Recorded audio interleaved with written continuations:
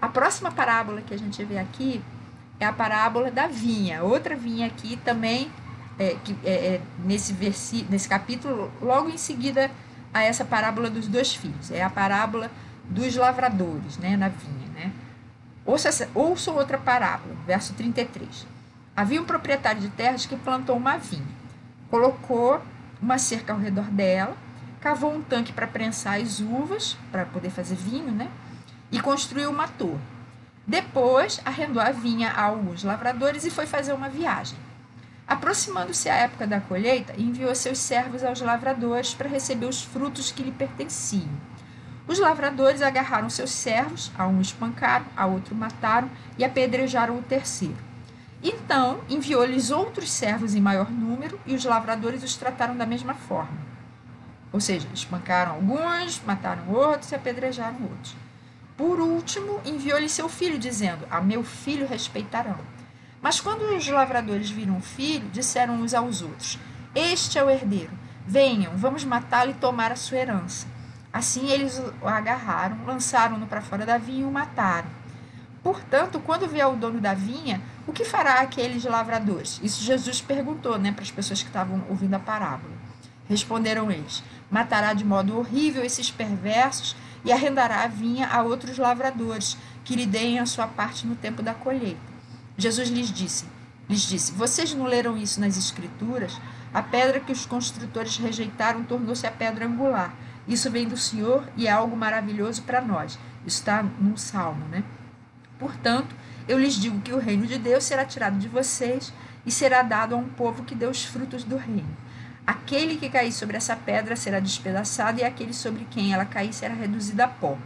Quando os chefes dos sacerdotes e os fariseus ouviram as parábolas de Jesus, compreenderam que ele falava a respeito deles e procuravam um meio de prendê-lo, mas tinham medo das multidões, pois elas o consideravam profeta.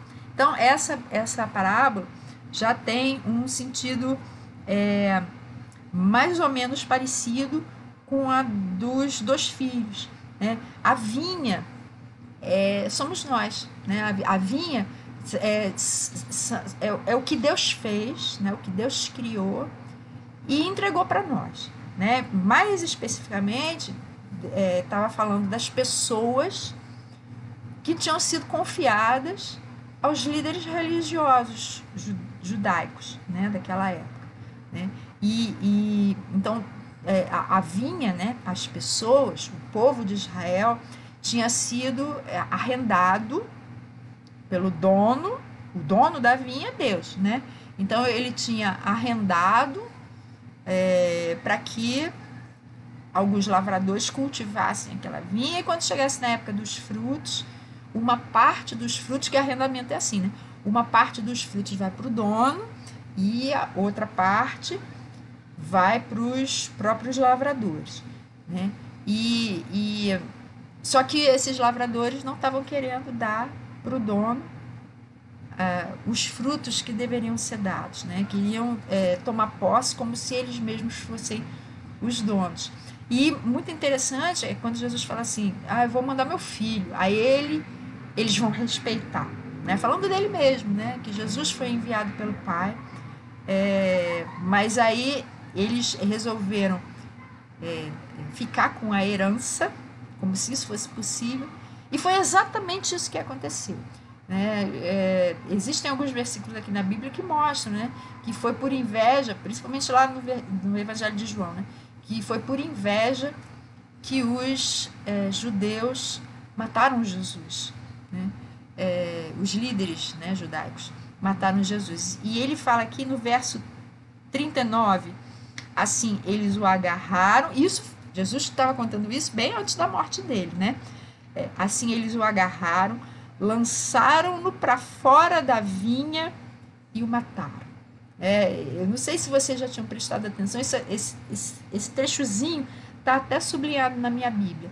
Lançaram-no para fora da vinha. Porque Jesus, os outros servos, né, que Deus tinha mandado antes, né, os profetas e tal, foram maltratados, desprezados, espancados, mortos, né? Mas não foi fora da vinha, foi na vinha. Mas Jesus, né, o Filho, foi lançado para fora da vinha, e fora da vinha ele foi morto. Jesus foi morto fora da muralha, né, de Jerusalém. Né, foi no Monte Calvário, que não era parte da cidade. Né, e é um detalhe assim, muito importante, né, que é um detalhe profético, né, que Jesus estava falando aqui a respeito da morte dele. Né, uma coisa assim, bem significativa. Né.